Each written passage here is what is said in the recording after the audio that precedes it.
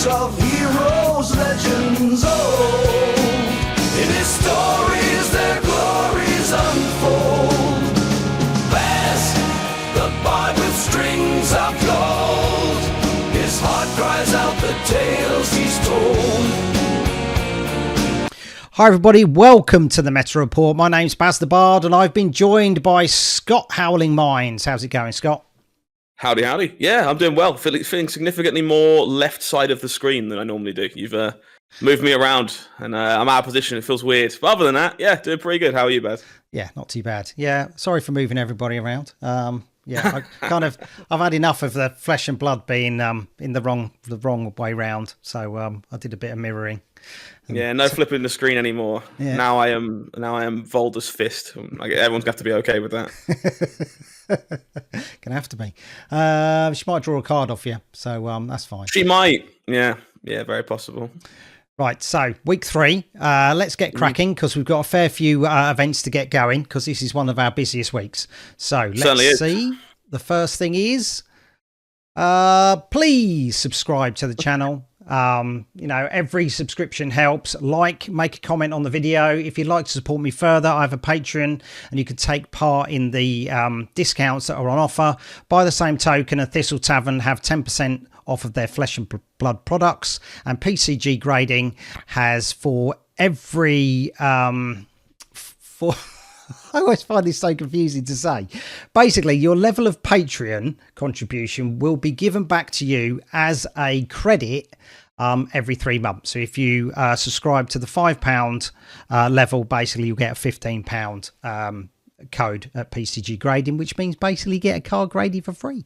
So it's not bad. Yeah, it's good stuff. And everyone knows subscribers to Baz the Bard are 27% more likely to pull marbles in their packs. So if you'd like to increase your odds of high rarity cardboard at your next pre-release, press the button. Don't be foolish.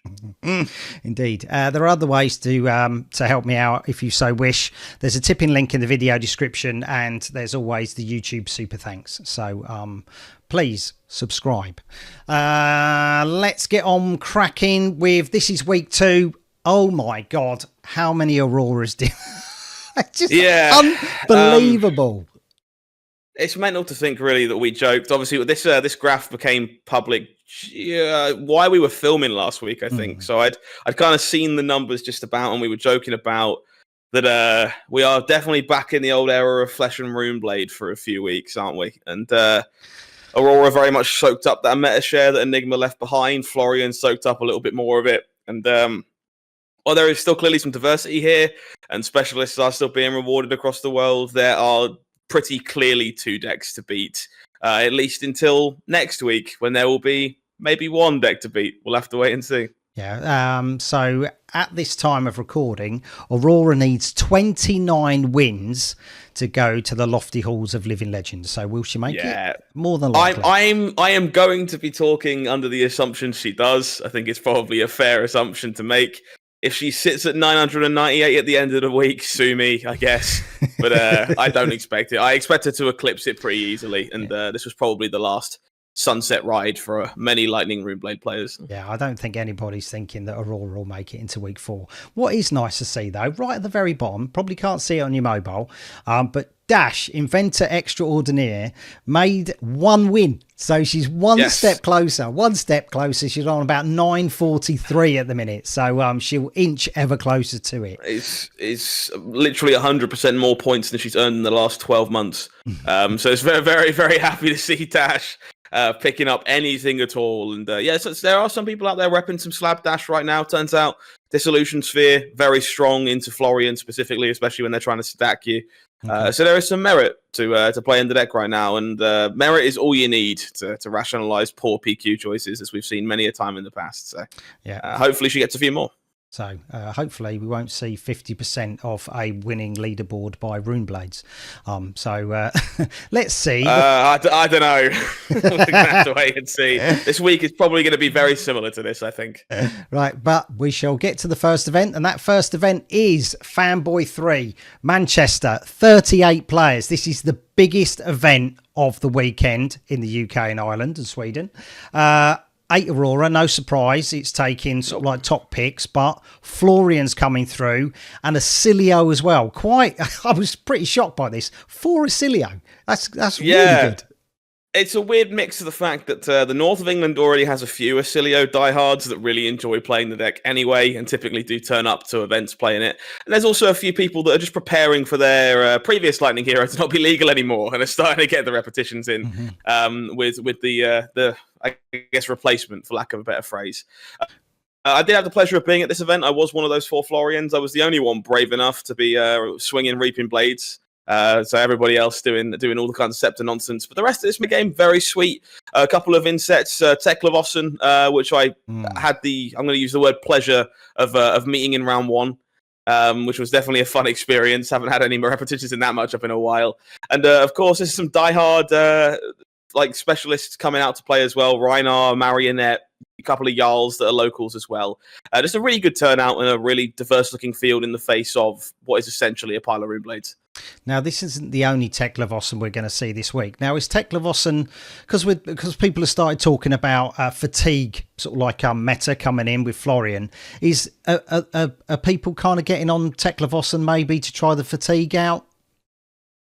Maybe. So I know the Teklevossen at this event was Esmond, who's a Singaporean content creator who has been in the UK, I believe, since Pro Tour London, and is their pet deck. They just enjoy playing it, having a bit of fun with it. It's blinged out to the nines. It is all foil, all EA, all Marvel, all signatures, all everything else. It's just a pretty clearly a deck they enjoy. So I'm not sure how much they believe it's like a great choice, but I sadly don't. I think the deck is probably still going to struggle into Scepter Florian for the most part, and Verdance. Turns out trying to build a mech on top of your arcane barrier does tend to lead to you exploding to large amounts of arcane damage in the end game, which is a bit tough, even if you want to play rusted relics and other stuff to try and help you with that. So I'm not sold on it being a great pick going forward, but it's definitely better than it was when Enigma was legal. So it certainly couldn't get much worse. Okay. Fair enough. Right, let's see who the lucky 4 were to get into the top 4. Richard Carr, he's got 2 skirmishes and 2 Baz brawls under his belt. Harrison Shaw on Bolton, he's got a skirmish under his belt. George Jones, 3 skirmishes, a ProQuest and an RTN, probably playing CYB new. And James Clark on Reinar, 2 RTNs. What a fantastic top 4. Yeah, this was obviously quite the delight to see as we made our way towards the end of the day. Fanboy. Of course, as always with the Manchester events, I am privy to how this went. I was in the room, so I'm not going to pretend that I don't. But the fans at home will be overjoyed to know that this was a final between Bolton and Reinar, which was, not what I'd have put money on at the start of the day. But of course, Harrison Shaw, a very strong player and very well known for doing well with decks that maybe no one else is considering, or maybe even just card choices. And James, of course, is repping one of their favourite heroes and doing a great job. I think Reinar's a very solid pick going forward. If people want to be playing 24 defense reactions, it is the time for Reinar to be preying on those decks. So not a finals we expected. Very cool one to see. And for all the die-hard die rollers out there, James did take this down on Reinar. He did indeed. What a fantastic win. I know when he first started, he was playing in Church of the D20 in Loughborough, and he was playing Reinar then, and he was absolutely battering people with it. James Armstrong has been one of his victims before. Indeed. Harrison, when he beat Richard Carr, he did a triple Lumina turn on round 4, on turn 4. Yep, so, turn 4 of the game, triple Lumina Ascension, buried Aurora in the ground. And I'm sure Richard done the same thing with Flickerwisp many a time that day. So he was probably due his comeuppance.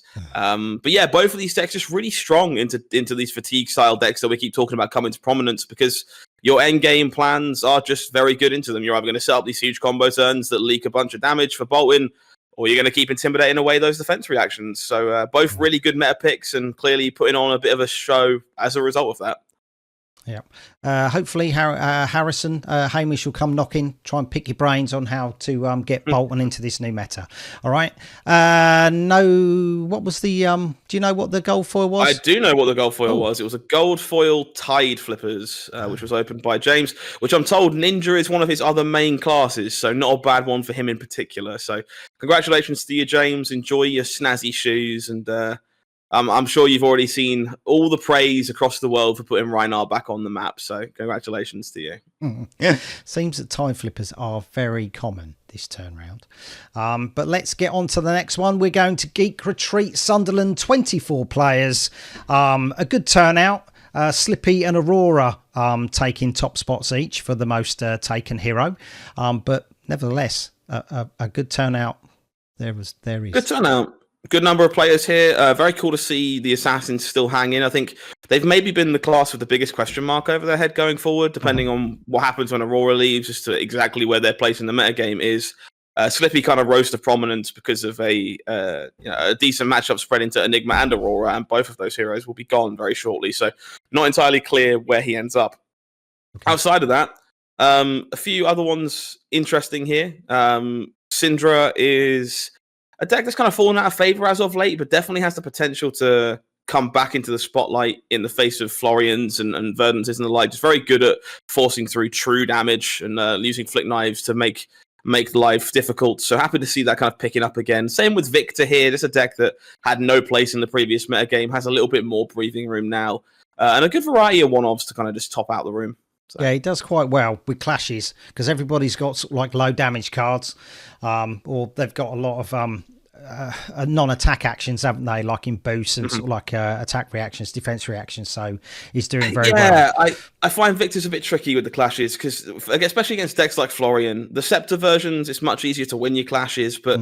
With like Reaping Blade, for example, half the deck is non-attack actions, but half of them is Autumn's Touches and CNCs and the like. So those matchups definitely feel like they come down sometimes to if that first clash is successful, if you get that first gold on the table, and things get a little bit slippy if you're having to burn your gold early and eat your shield to try and stay in the game. Yeah, he has been a bit like that before in the past. So yeah, Victor players are well used to that. Jarls. He's still not sort of like hit the mark yet. People aren't burning through their equipment to be able to sort of like generate the frostbites that he needs to really get the upper hand. No, it's a bit of a weird place for him. I think from where I stand personally, Jarl is very close to being very strong in this metagame, but it's also the kind of hero you don't want to make too strong. It feels quite oppressive if it is the best deck in the format. So you only ever really wanted to get to a stage where it's like a viable contender, not like deck number one.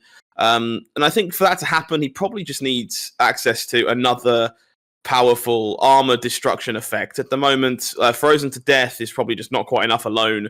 Exposed to the Elements isn't particularly strong. You just need something else to work with Crumble to Eternity to really kind of force a piece of armor away, because in the current format, it's very easy for most of these heroes to hold on to their armor for as long as possible and keep that hero ability at bay. Yeah, I didn't know if people were going to be like the old players, maybe getting the Batter to a Pulp promo cards and putting them in their decks, because there's going to be a fair few people trying to sell them off.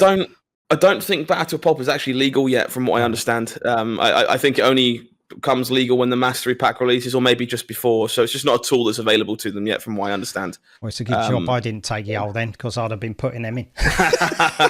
Yeah, same thing I think with Volda herself. I believe there's a lot of people waiting to play the deck, and they currently do so.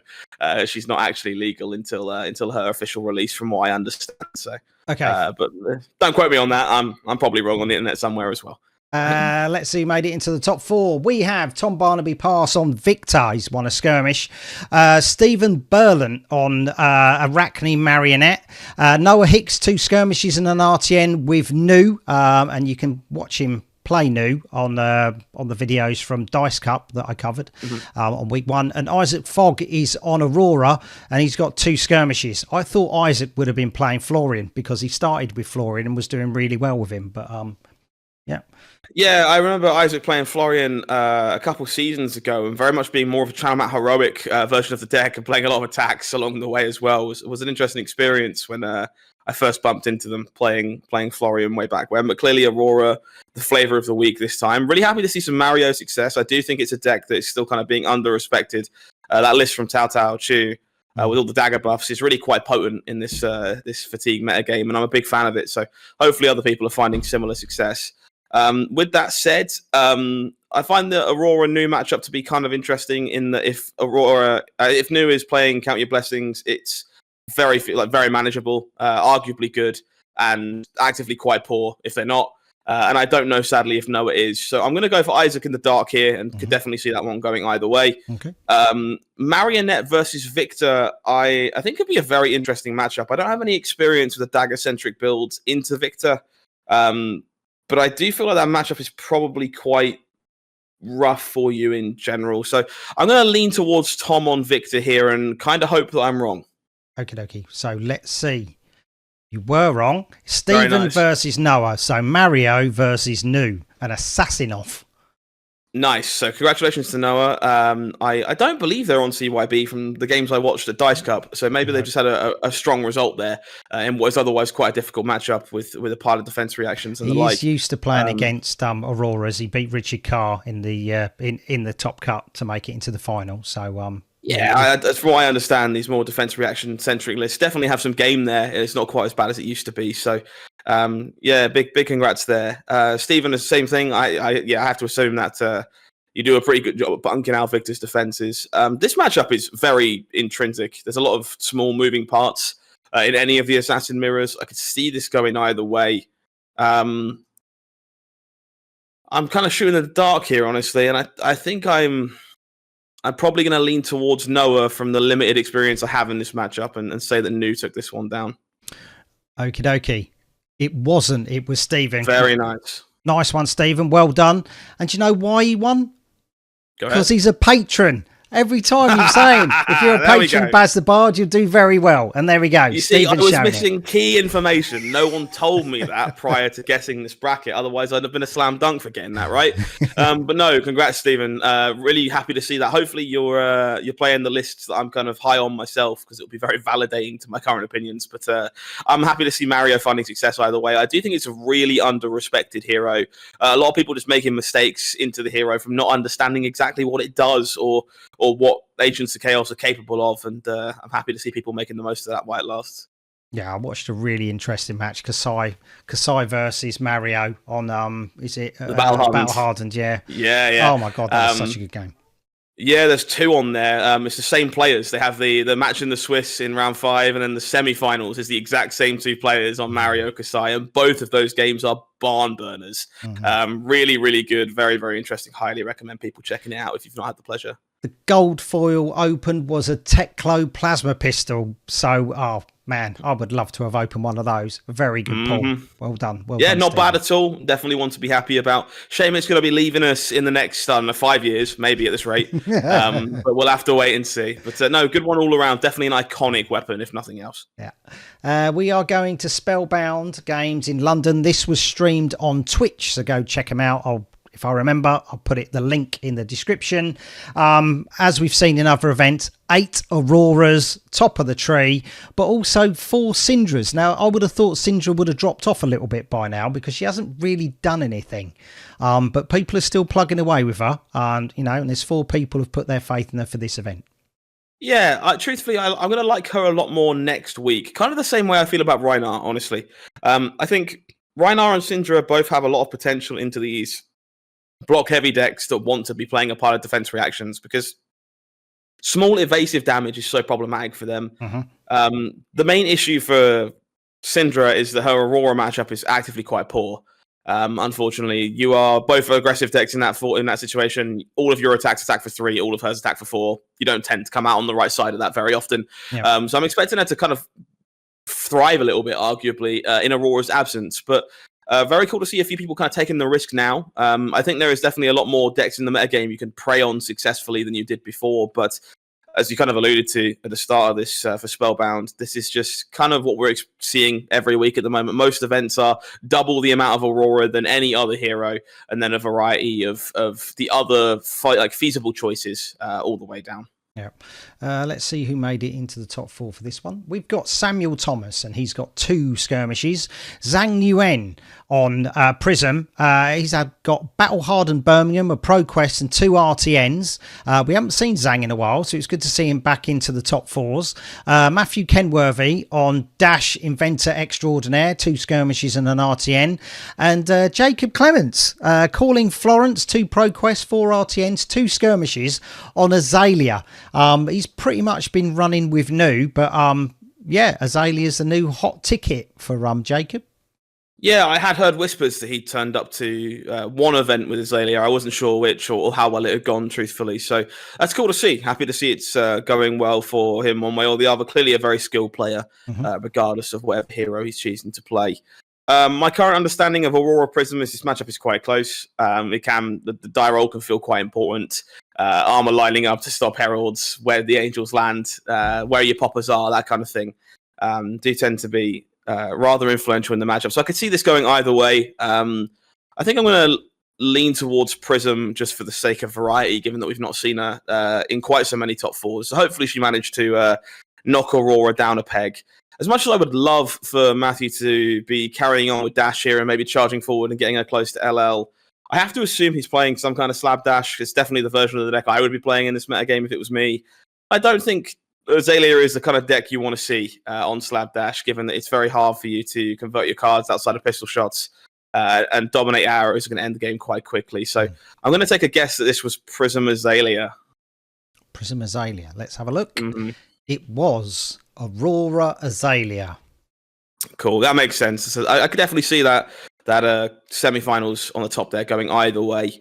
That being said, I do find this matchup in the finals here to be quite, I guess, slightly controversial, honestly. I don't think this is particularly good for Azalea. It should be, in theory, because she's designed to be the deck to shut down these aggressive decks and limit the amount of actions you can take. But Aurora's kind of very good at circumventing Red in the Ledger and remorseless with a pile of instants that don't really care about either of those effects. Yep.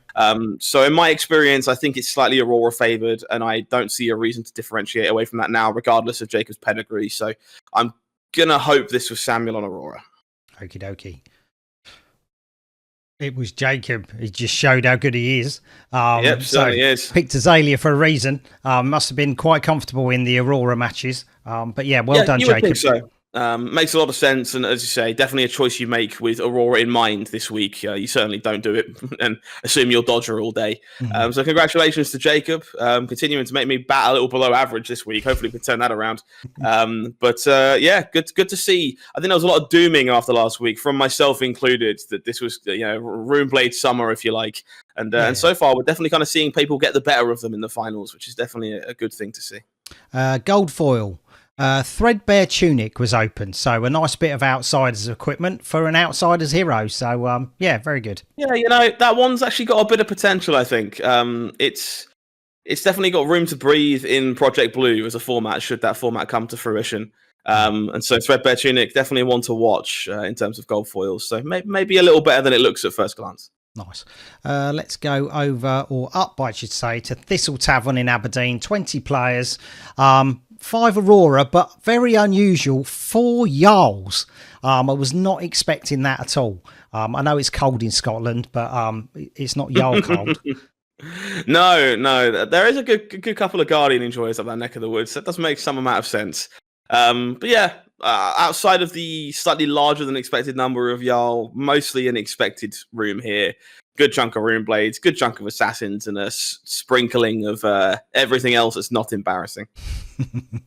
Let's see who made it into the top 4. And we have Yastin Lim on new. He's got 3 skirmishes. Daniel Winning, he's got 2 Pro Quests and he's on Verdance. Declan Patrick is on Mario and he's got an RTN. And Finley Freer is on Aurora, and he's got a skirmish. Very cool to see Daniel on Verdance here. It's the deck I'm kind of going back to working on now myself, now that I am not so Florian pilled as maybe I was a few years ago. So happy to see some success coming through on that one. But I do think the new matchup is pretty dire, honestly. It's definitely winnable, but Healing Potion is not a fan of Siren's Call, and I think if you're not on Healing Potion and you're playing the Margin Bay list, the matchup's just much rougher all around as well. So I'm going to lean towards Yas on Nu for this one, and I would love to be wrong. On the other side of the bracket, I do think Aurora is kind of one of those matchups that Mario is kind of happy to see for the most part. It's definitely close, definitely winnable for both parties. But one that I think Declan probably has enough experience with at this point to manage, definitely given their known proficiency on Mario before this. So I'm going to take a guess this is another new Mario final. Okie dokie. Yeah, we'll look at. I'll confirm that in a minute. It's interesting to see players sort of like evolve. Like Daniel Winning, normally he plays Katsu. So as soon as I saw his name and saw it was Verdance, I was like, wow, okay, he's branching out and trying something else. And Declan Patrick, I've always known him to play Azalea, but he did win an RTN with Mario. So it's quite interesting how players are switching over now. Declan was on Mario in London. We did bump into each other in the calling, unfortunately for Declan. But it was really good to see their mastery of that deck. And Daniel, I've kind of seen hopping around on stuff. I've seen Daniel playing Victor. I've seen Daniel playing Syndra. So they're definitely well equipped to move around depending on what they think is the correct thing to do in the metagame. And clearly they think that is Verdance today, which is very impressive. Yeah. So to confirm, Yas and Declan. Yep, looking for an assassin final, hopefully. Cool. Okie dokie. 1 out of 2 ain't bad. Look at these two. I know. Yeah, look where they go. They're still smiling. They're in the final. They're about to play each other and see who takes the glory. Who will it Certainly be, are. though? Well, shame for Declan there for sure. We've kind of talked about this matchup a few times already. I lean towards it being slightly Aurora favoured without any knowledge, but Count Your Blessings does change that equation significantly if it's in the deck. I have no idea if Yas is on Count Your Blessings or not, so I'm going to lean towards Finley and not be massively surprised if I'm wrong. Okie dokie. It was Finley. There you go, mate. You're back on track. Well done. Broken clock twice a day, something. Should we see a gold foil? Because everyone likes the gold foil. Let's do it. It's not like you got a choice. We're going to watch it anyway. So. Oh, sugar. All right. Yeah, okay, you're right. There seems to be a lot of these turning up this season. Lot of flipping going on. It's just like the disappointment and everyone's. Oh right, yeah. I don't know. I don't think I'd be that. I don't think I would be that disappointed with the Tide Flippers personally. It's like a super playable common piece of equipment. It's better than like Null Rune Hood or something. So as far as I'm concerned, like I'm. It's not Kurt of Frost. As long as it's not Kurt of Frost, or Bone Vizier, I'm content. Yeah, the thing is, you've got gold foil. You know what I mean? Gold foil's well out of my reach at the minute. Righty, Cosmic Collectibles Welsh Pool. This was on the Sunday. 13 players, so a few people from Manchester made their way down.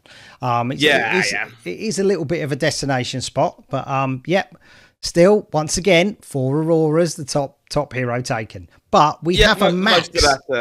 You do have a max, yeah. Yes. Very cool to see. Always want to see some success from the new Armory deck. Same with Levier as well. Definitely not one that turns up too often in these meta reports at the moment. But yeah, I knew most of this top 8, I believe, from what I understand. I believe 7 out of 8 of the top 8 was from Manchester. The other 8th player was from Liverpool. So the Northern contingent definitely showed up in Welsh Pool for this event. But real shame I couldn't get there myself. Sadly, all the cars were full of people because everybody wants to play ProQuest. So yeah, definitely a good metagame split here. Nothing too unusual, truthfully, and would love to have seen some success for Max, but I have a feeling we might not. No, but we will see who's made it into the top 4, though. We've got Liam Holden. Oh, look, he's got 2 skirmishes, 3 ProQuest, RTN, and he's on Aurora. I hope he's got a new hero lined up. Joe Fletcher on Dashio, Paul Wright on Aurora. He's got a ProQuest and an RTN, and Liam Canning, the smartest trousers in Fab. He's on Jarl, 2 ProQuests and an RTN. Indeedy. So I believe I know how this event plays out. I'm not 100% on the other semi-final, but I think I remember. In terms of Liam having a hero lined up, I know he's experimenting with a few things, but he's going to miss his girl. I think he's been playing Aurora since she released at this point, and it's been a bit of a hard time for him. But thankfully, he did get the chance to give her a good send-off here in Welsh Pool. Did take down Joe in the semi-finals here. I believe Paul managed the upset against Liam on Jarl. We ended up with the Aurora mirror in the finals. And I don't need to go alphabetically or reverse alphabetically this time because I am aware that Liam Holden took this one down with quite the high roll from what I'm led to understand. Okay. There we go. Just to confirm, Liam did win. Well done, Liam. Yeah, it's nice to pick up some victories. Well done. You know, you're doing what you should be doing and getting Aurora LL. So thank you. Thank you for that. And for Finley as well up in Thistle Tavern. Do we want to see another gold foil? Yes, I hear everybody cry. Let's go. Look, he's even got an Aurora. Not too bad either. He's even got an Aurora mat. He's fully Aurora'd. Yeah, grab the Arc Lightning mat at the London Prize Wall. And if you haven't seen the deck, it's max blinged as well. It's all the EAs, all the lovely foils and stuff. He's been in love with the heroes. He's had the chance to play it, and it will be sad on his behalf to see it go. But you know what's not sad? Centauri Saber. Not a bad gold foil at all. Just had a good weekend where it won a Battle Hardened, so I'm sure there'll be a few people looking for those. They're a bit interested in the gold foil world, Centauri Sabers, because both directions are available. So technically, there's more of them than any other gold foil, but they do face two different ways. So if you want the set, it's a bit difficult. That's really good.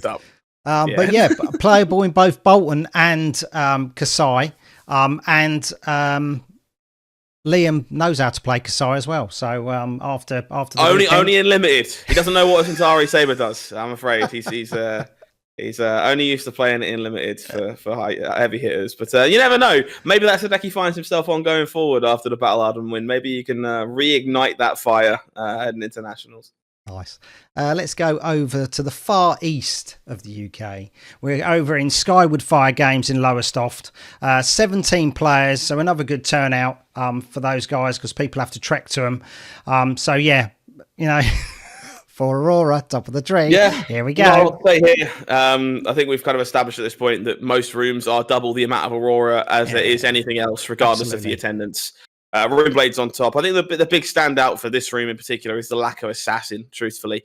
Just the one new. Definitely a little lower on terms of assassins than expected. 2 copies of KO.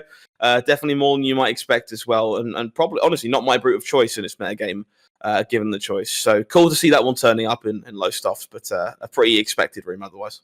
Let's move on to the top 4. We have Ricky Heidelberger on Florian, Lewis Chapman on Levia, Eric Sievers on Dash Inventor Extraordinaire, 2 skirmishes, and Stephen Hibbler on Aurora. So we're seeing Dash make it into more top 8s now as we're closing out this meta season. Yeah, she's definitely got potential in this current format. As the version of the deck, the Slab Dash deck that people are kind of championing at the moment, plays a solid fatigue game like most of these other decks that people are considering, but those Disillusion Spheres and similar items do give you a lot of potential into Florian as well and shutting down those big rune chant turns and stuff. So yeah, good to see her finding some success and more people picking her up along the way too. With that said, I get the feeling, I'm not so sure that Aurora is a fantastic matchup for this version of Dash, but I get the feeling you're playing this version of Dash because you believe that you have a good matchup into Aurora. I find it hard to believe you'd be doing much otherwise. So I'm going to lean towards Eric on that side, and hopefully Dash makes their way through to a final. Levia Florian is a really interesting matchup. Levia is one of these decks that's capable of very high power turns that constantly break the expected damage ceiling. But that comes with some consistency concerns and some blood debt every now and again. So definitely a deck that's very capable of pushing through Florian's defenses if things line up. And although I think Florian is probably slightly ahead there, I'm going to kind of hope that Levia managed to cause an upset here. So why not? Let's go with Levia Dash and see how incorrect my hopes and dreams are. Levia Dash, you're going for the underdogs both times. Absolutely, underdogs both time, and I'm very ready to be wrong. But I have hope, Baz. Yes, not Runeblade Central. We want underdogs all the time. Like, yeah, this is what I was hoping for, and there you go, ladies and gents. Just follow your dreams. Ignore stats, ignore maths, matchup spreads, Talishar data, all of it rubbish. Just pick the heroes that you want to win. And they will, evidently, which I'm going to disprove right now by getting the winner of this finals incorrect. But I do think this is honestly a pretty similar story to Florian. Levia, that kind of deck that is well positioned to kind of break through the damage cap of these sort of defensive decks if things line up. And if they fail to do so, it will mostly be at their own variance more than anything that the opponent actually did. So I'm going to lean towards Levia, and I'm going to see if Lewis's deck gave up in the final or not. Okie dokie. Let's see if flying by your seat of your pants. Seat in my pants. There we go. Congratulations, Lewis. Well done to you. Brute kind of showing you that it does have potential in this current format. Scabskin leathers, bit of evasion, a little bit of intimidate, and it turns out blasphemer in some cases. Really good tools into these defensive decks. So good to see it coming up, Millhouse. Yeah, Brutes do quite well, East Anglia. They used to anyway, with Daniel Scupham leading the charge with Reiner. So yeah, it's nice to see. Sort of like traditionally, Brutes are still sort of like ruling the roost over in East Anglia. Let's see the gold foil. Okay. That's a crazy playmat. That is. Very brute playmat that in the background as well. Yeah, you're not wrong. Clearly somebody who lives and breathes a little bit of Scabskin leathers. I like the way he's just got his hero there as well. Of course. That's a nice okay. one. That's a nice We'll take one. Breaking Scales. Yeah, in terms of commons, that's definitely one of the better ones out there. Doesn't see quite as much play as it used to, but that's mostly because Katsu is, struggling, for lack of a better phrase. But definitely a card that will be a mainstay in that hero. And again, these kind of commoner formats, Project Blue style formats, a card that has a lot of potential there as well. So a good cold foil to own going forward, I think. Let's go over to Toys and Games of Worcester. 19 players. Okay. Yeah. 7 Aurora. I'll be glad when we hit next week. It's just like, oh my God. you will at least get a change of pace, for better or worse. But yeah, I had seen the lovely judge down in Worcester Lane did share this meta breakdown with me. I don't know the results, but I did see the meta breakdown of this and was in no way surprised. Yeah. Much the same again. A lot of Assassin, a little bit more Syndra than you might expect, maybe a week early, and a whole lot of Aurora. Not a lot more to say there. But let's see who, how many of them converted out of the 7 into the top 4? We have James Mickelwright on Vincent. Lewis Folks has got 2 skirmishes. He's on Aurora. Joshua Kinnett on Dashio. And Samuel Parry on 2 skirmishes as well on Aurora. So not bad. Right. I think this is a pretty stellar bracket for Vincent. I think the deck is difficult, truthfully. It's hard to play. You will make mistakes that get you killed, but the difficulty comes from beating the fatigue matchups. That's where you really need to know your stuff to kind of build these banished zones full of blood debt and force through multiple rune gate attacks. And these aggressive matchups, a whole lot of just blocking with 3 cards and sending a gigantic rune gate, which is a pretty good game plan into these aggressive heroes. So definitely taking James against Lewis. As much as I respect Lewis as a player, I don't think this is a great matchup for you on the Aurora side, truth be told.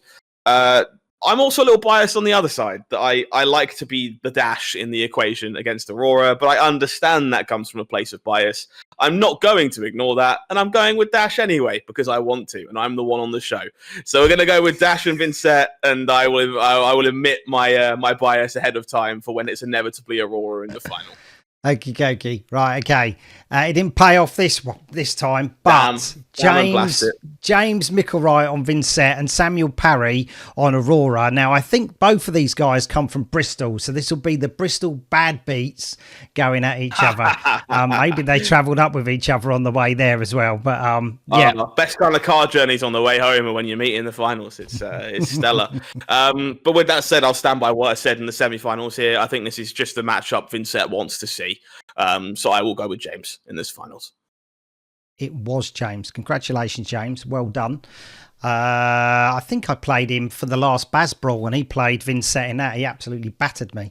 No the deck's really sweet. I have a feeling that it's likely to be one of the better decks in the format moving forward, at least until High Seas. It does get a little harder to play on surface value because the matchup that's kind of fundamentally quite simple is gone in the form of Aurora. But you definitely have the potential to do some heinous things against Florian and the like, and really put your foot down in those matchups. So I expect to see a lot more of Vincent going forward. The deck's very cool. Let's see a gold foil. I've got a whole slew of them now. She's really cool. Everyone wants to share their spoils and rewards. It's great. Practice. Go on, give him Vexing Quill Hand. Be the best one for the Vincent player. Would love to see that. I just ripped Yeah, it. you got to. Honestly, I'm just happy to see so many of these being opened. I know, it's Much always cooler. good. It's always good when we I'll get be these. facing away from you, so you can just slide it out. Okay. You want to do a big flip. You ready? Being very Yeah. careful. No, you got to flip it. We've established this. Oh no! It's the same one Kit got. It's just kind of Oh, shit, but- Vesta the first fist is not a great one. He's still I got guess- still opened one. He's still won one. It's fine. Yeah. I mean, I guess Heart and Cross Strap isn't legal in Project Blue, so maybe there's some hope for it there. But I would consider that a dud. It's all I'm gonna say on that one. James at the end of the video on that recording just went, "Yeah, that's shit."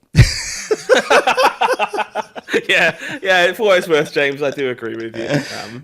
Right, so let's leave that pile behind and let's go back up north to Moxon Hole. 31 players, 6 Aurora. You know, is there any doubt that she's going to be the most popular one? But 3 Jarls again. We saw it in Thistle Tavern the day before. They had 4. So, you know, maybe some travelled down. But Jarl seems to be a firm favourite up in Scotland. Certainly, yeah, and it makes a lot of sense. The argument for a deck like Jarl is you have the ability to slow down the Aurora players enough to end the game and disrupt them. And if you can shatter that grasp of the Arknight for Florian, you are in good shape. So there is, rationale behind playing the deck. Even if there's maybe some consistency issues across the board. But yeah, this is, again, just an awful lot of what we've seen. Every event is double the amount of Aurora as anything else. Happy to see the one Tekla turning up here as well and making a showcase down there. I'm sure they love to see the Jarl. I'm sure that's a great matchup for Tekla but happy to see a Kasai here too, clearly just slightly ahead of the curve before Andrew Rothermel showing at the Battle Hardened. So a few outliers here, but a lot of what we expect.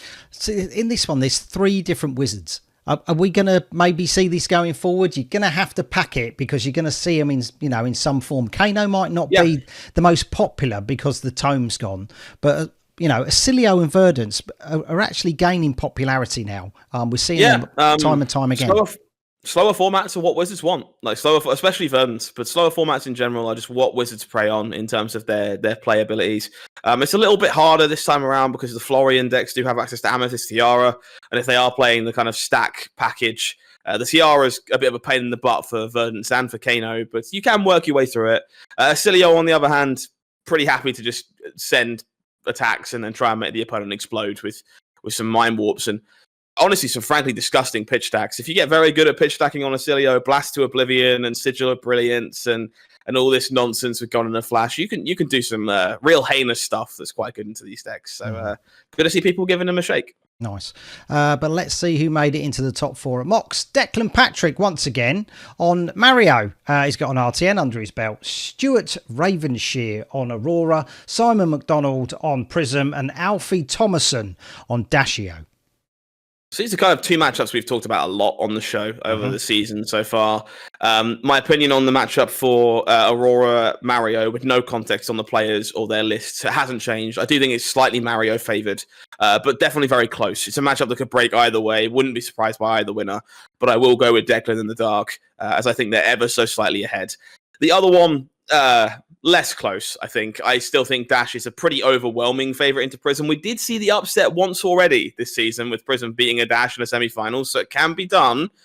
But I will never be betting against Dash in this matchup. The Master of Action Points is a deck that's worth playing into Prism, and Maximum Velocity is maybe the best popper out there, so I'll take Alfie on Dash on that side. Okie dokie. Completely. Love to see it. Honestly, love to see it. Very cool from Simon. We've seen this twice this season, and it goes to show you that regardless of how traditionally bad a matchup is, there are ways for these specialists to find a way to win those matchups. And Simon is demonstrating that again here with pretty clear mastery of Prism. On the other side, not surprised by this, a matchup I expect to go either way.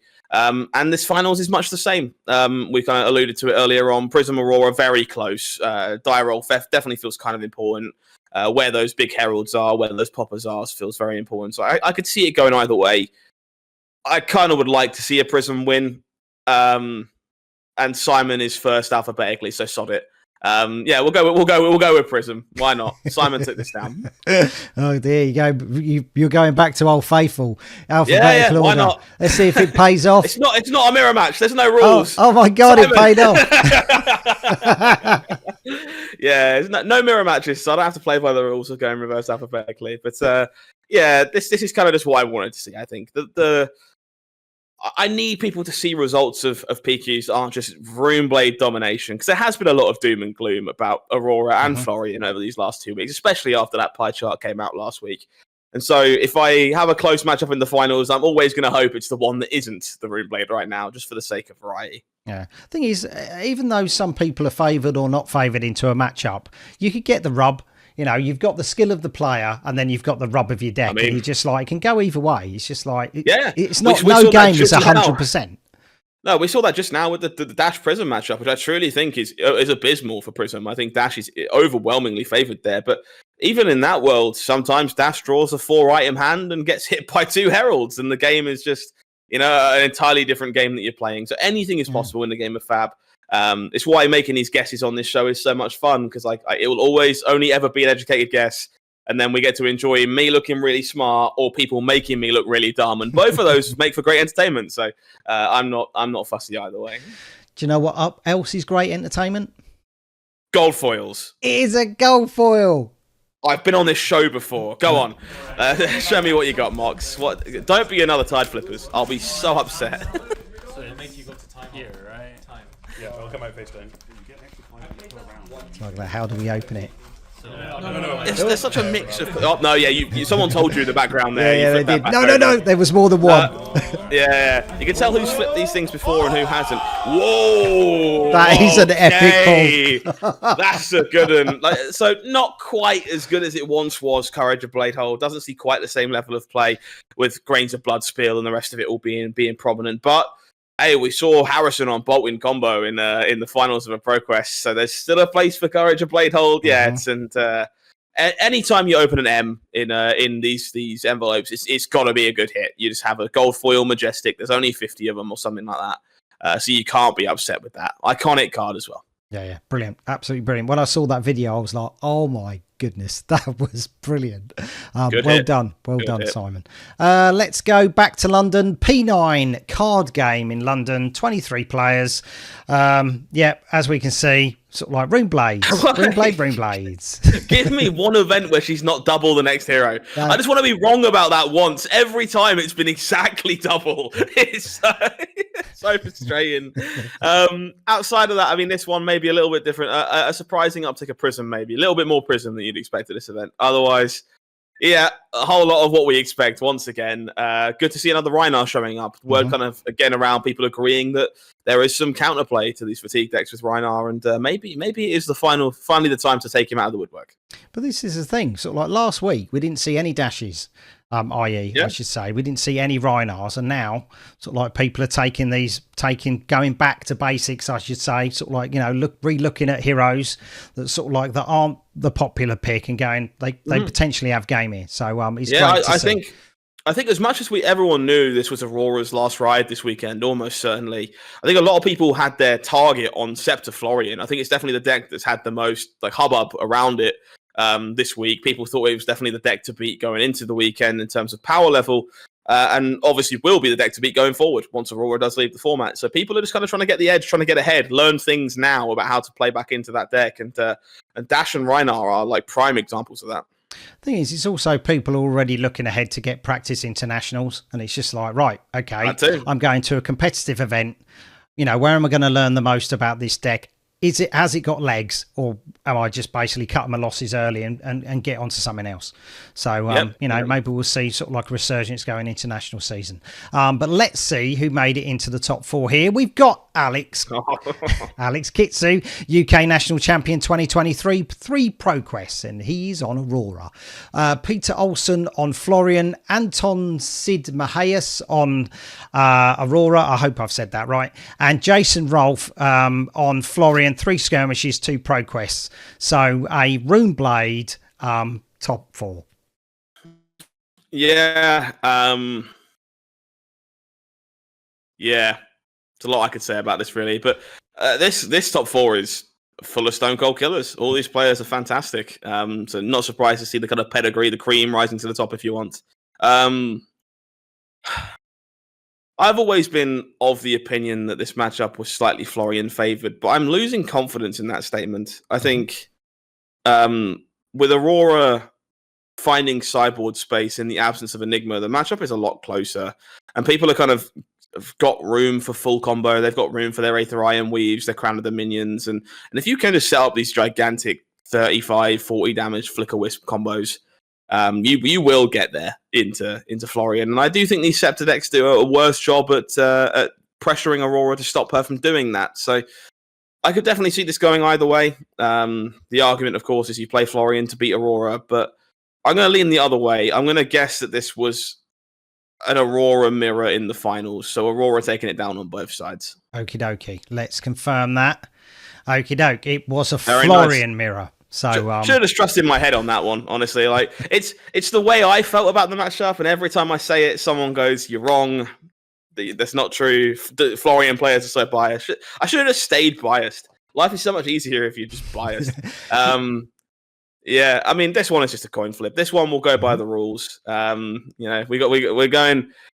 I think I'm on reverse alphabetical right now, so I guess I'm obliged to click like. I don't know. This is a shot in the dark. Let's go with Peter. Let's guess that Peter took this down. Peter took this down. Did Peter take this down? He didn't. Jason took this down. Well done, Jason. There is a reason why you used to be the top of the 90-day XP. Jason Rolfe takes down P9 card game. Yep. Well Not surprised by that by any stretch. Jason's a great player. I don't know what the gold foil was opened. Jason hasn't confirmed that. So, Jason, if you kept it sealed or opened it up, let us know in the comments. We've got one last place to go. It's serious business time. It's serious business in Sligo. 20 players. There you go, mate. Look, Aurora's not top pick. Yeah, I mean, broken clock twice a day, something, I suppose. You were saying you wanted to see an event that didn't have Aurora double the amount. This is nice to see. At least there's one. I guess I'm still just disheartened about it in general, but no, it is good to see. And I think I'd have probably been happier if she wasn't just replaced by Florian, to be completely honest. But yeah, this is nice. This is a good mix of stuff that we expect to see here. Riptide, we haven't actually seen an awful lot of this season, so very cool to see one of those turn up. Bravo, almost certainly a CYB Bravo, I'd have thought, but you never know. Again, a couple copies of KO. Just not a hero I think many people are respecting right now, but definitely has the potential to bust through some shields as well, if not a little susceptible to fatigue. But Cast Bones is one heck of a card, and people do forget the level of power Cast Bones gives you into these kind of fatigue strategies with a gigantic 24 power CNCs if you really work for it. So, yeah, definitely might be something there as well. Okay, let's see who made it into the top four. And we have Conor McGrath, 2 skirmishes, 3 RTNs and 2 ProQuests, and he is on his favourite hero, Azalea. Carl Boyle is on, Indigo Bosworth is on New. Carl Boyle is on Florian with an RTN under his belt. And then Dylan Thompson on Florian. He won the week before, 2 times Irish national champ, back-to-back champion, 5 ProQuests, 1 RTN and 3 skirmishes. One hell of a player. But he is. And I'm very glad that he comes second in the alphabet right now, because that means I get to pick Dylan in the mirror match. So we'll be going with Dylan on the mirror match for the Florian, sticking to the rules. You know how it goes. The other side of the bracket, I actually think this is slightly good for Azalea to see New. My understanding is that Indigo doesn't play Count Your Blessings. I could be wrong about that, and please feel free to correct me in the comment section if I am. But under that assumption, I think I'm going to lean towards Connor on that side. So let's go Connor, Dylan, Azalea, Florian. Okie dokie. It was Azalea, Florian. That is wrong. Barry's been a wally. That's what he's been. But we're back. The injustice that I did before to Carl has been rectified. Carl, sorry about that. It's a good job I noticed that straight away. I was like, that doesn't sound right. And then looking at my notes, I actually make notes now to try and avoid the amount of mistakes. So, yeah, that's all done. So I'm worried about the injustice to my ego. I felt really good about myself there. The system was working and everything, but no, alas, I've been fooled. But this I'll stand by my statement with this one. However, I do think Azalea doesn't turn up to the show without Dreadball right now. And I think if you are showing up with Dreadball, Florian can have a bit of a rough time in this matchup. So I'm going to go with Conor McGrath on Azalea. Conor McGrath on Azalea. Let's have a look. It was Conor. Congratulations, Conor. Nice to see you back playing and to winning. So, the Irish Nationals. I kind of feel that he's going to be Conor versus Dylan duking it out. I'll tell you what, there's so many national championships this year I cannot wait to watch, because so many countries at this point just have an absolute stone cold row of killers at the top of their metagame. And I can't wait to see how many top 8s are just stuffed with all these names that we've seen slowly gaining glory on the world stage, and just fighting for that national championship title. It's going to be really cool. Let's not forget Ian Holland will be in this mix as well. Of course, he's on commentary duty for as on Go Again Gaming and the league that means nothing, but he's a flipping good player, and you he's can't forget Ian Holland if you try. Yeah, one of the more memorable faces in Flesh and Blood is Ian Holland to bits. So look, watch out for that one as well.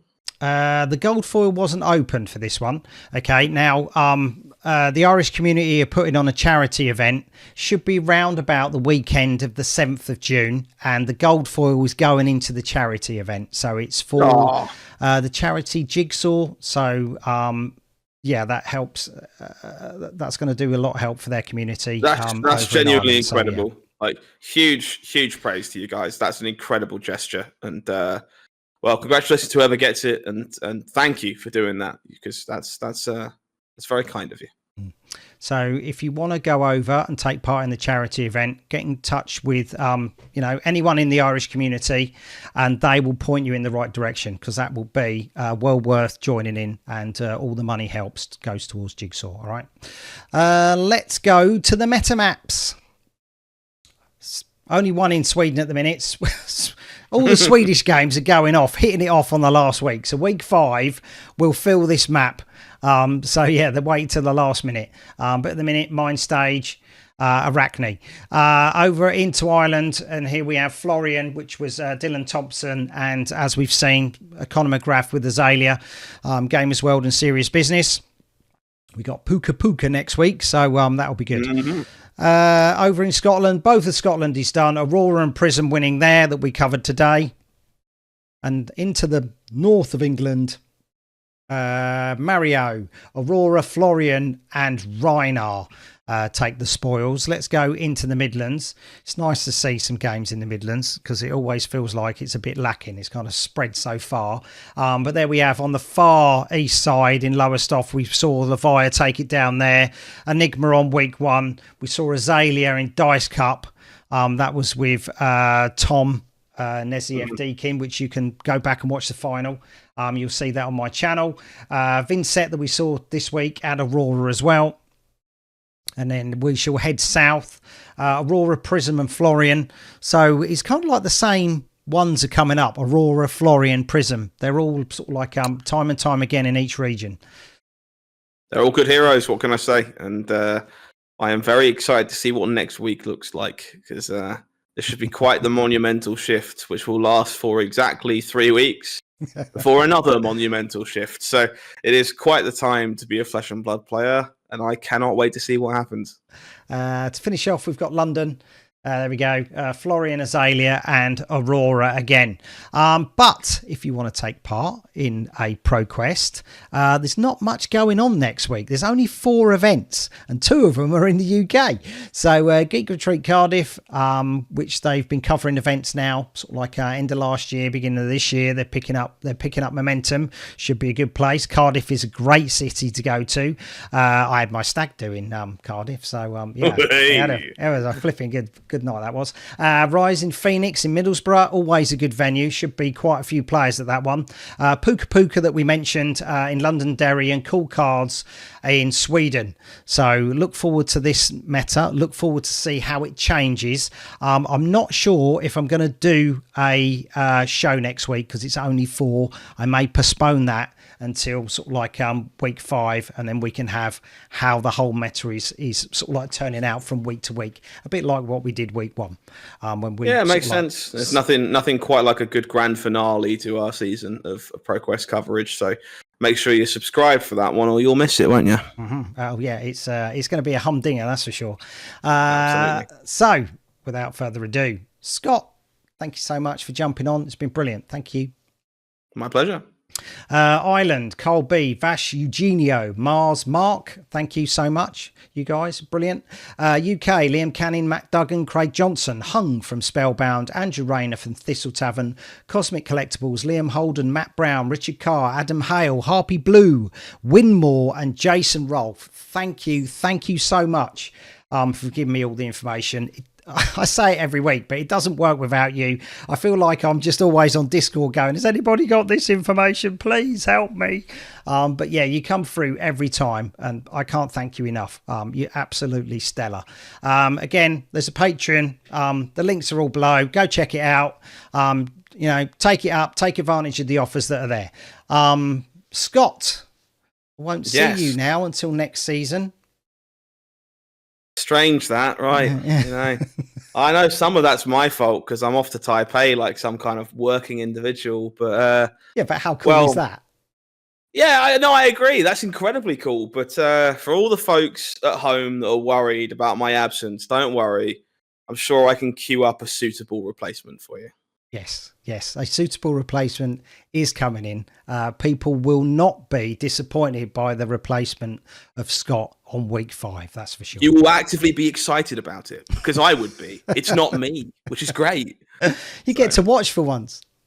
Yeah, we'll make a nice change. I can do what everyone else does at home and guess in my own time and be less embarrassed about how incorrect I am. It's going to be pretty stellar. But as always, everybody, thank you for contributing to the results and letting Baz do the show, because it's been a pleasure to hop back on this season. And hopefully he still wants me back after I've been overthrown by someone with a bit more prestige than me. I don't think overthrown, mate. Overthrown's not the word. But yeah, thank you so much for this, Scott. The last 3 weeks have been brilliant.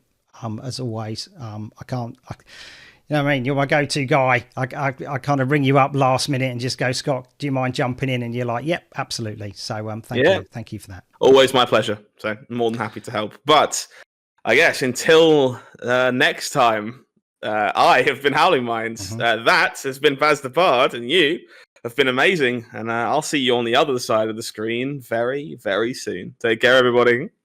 Toodaloo. Let me just check. Sure. That's wrong. Should be Carl. Shall I go and check?